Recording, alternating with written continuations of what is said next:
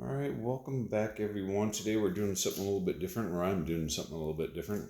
When I say we, I'm talking about me, but I like to include somebody else out there who may want to do something on their own. It may not necessarily be this project, but maybe they see this and they get inspired to do something else. So, what I'm making right here is a dog house for my German Shepherd, and I'm making it big enough for my Beagle to sleep inside with him because what I've noticed is they like to sleep together.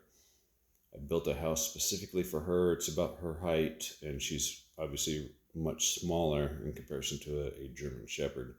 But they still like to sleep together, share each other's body heat, what have you. So my plan is to get rid of her box, her house, and then make this one big enough. This is osculated strand board, otherwise known as OSB. And it has a factory, basically 2.5-inch foam board glued to it. It is, when it goes through the assembly line, it is sprayed on and laminated with a fiberglass reinforced paper that goes on the other side. I've intentionally put wood down that direction. That's going to be the bottom. That's where they're going to lay down because dogs, they like to scratch, they like to claw, they like to move things around. So I don't want to put the foam side board up on the bottom. I did put the foam on the inside of the walls and the top side because they're probably not going to scratch that. And then this side here and the opposite sides, all the exposed areas obviously are going to endure the elements. Although this will be in my backyard underneath the awning, so it'll be slightly protected from the weather. I probably am going to put a metal top over it. We don't get a lot of snow and ice over here. If I lived in Minnesota, Michigan, or something to that effect, or the Arctic Circle, I'd probably put a pitched roof on it of some sort to help shed the snow. But we don't get a lot of snow, but we do sometimes get cold. And a couple of years ago, we had a pretty good freeze. So this should help keep them warm, and then they're sharing body heat. And maybe even in the summertime, since it's insulated, it might help them keep them a little bit cooler. Give them a shady spot. Maybe I'll put in a vent that can be removed or whatever else. That way we can draw cold air in and relieve the hot air out. Right? So you get a constant breeze. And this is totally for free.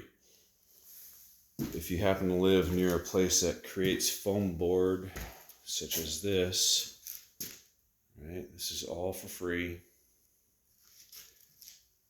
And you can save a great deal of money. I mean, you can easily spend over $200 on what they call a plastic igloo. You may see them at Home Depot or online and whatever else for your dog, but it's shit, right? It's not very well insulated.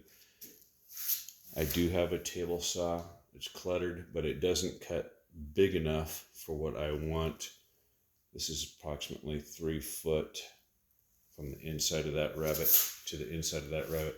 I simply use a straight edge and a razor blade to cut the first part of it, and then I used a big long knife to finish cutting the rest of it, and then I used basically a gasket scraper to create the rabbit, and the rest removing the foam board, which you see all the pieces right there scattered about.